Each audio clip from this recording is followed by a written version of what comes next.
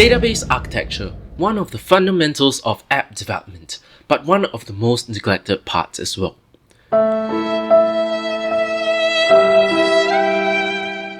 Without the proper database architecture, you'll run into many problems as you progressively build your app.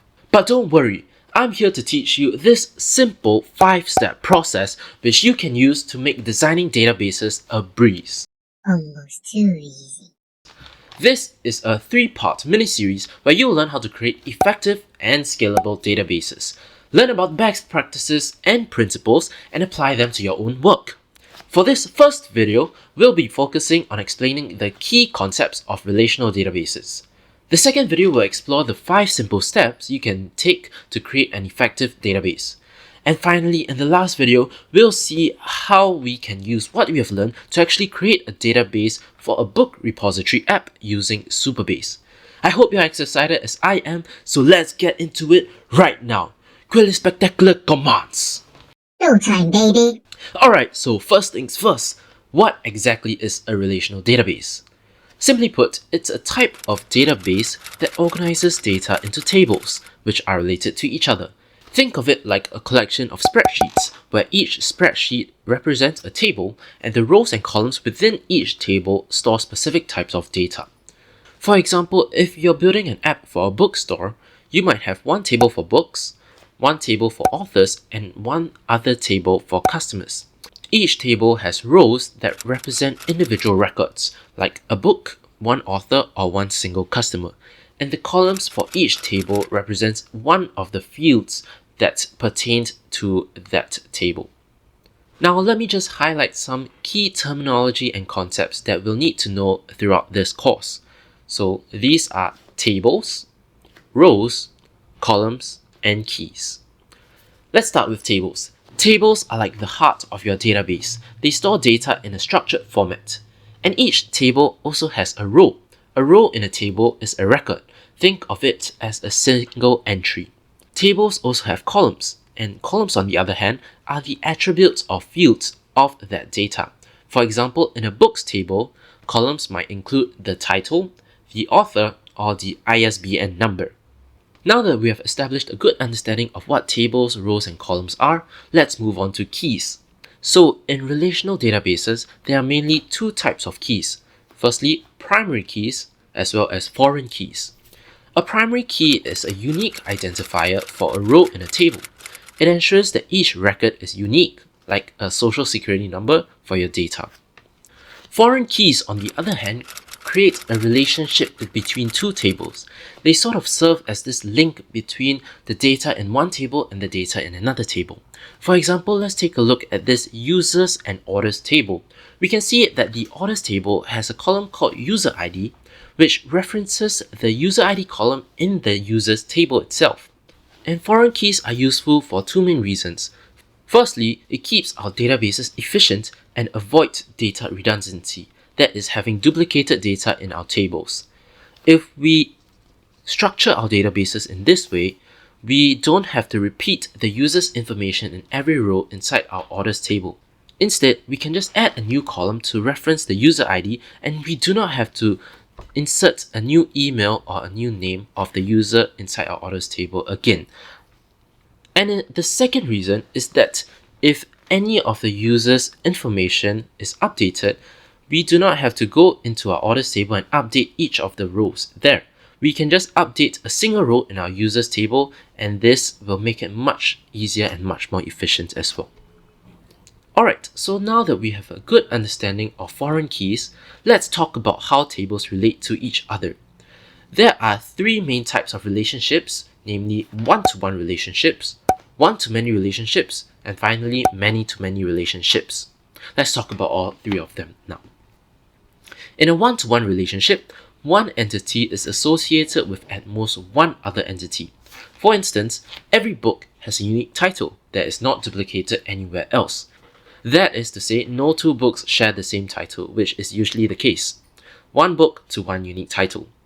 This is a one-to-one relationship. For one-to-one relationships, the data should be merged into a single table. For instance, we should have a books table with the title as one of the columns inside of it. Next is a one-to-many relationship. A single entity is related to multiple other entities.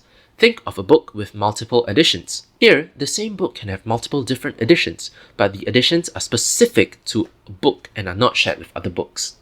So we have a one-to-many relationship.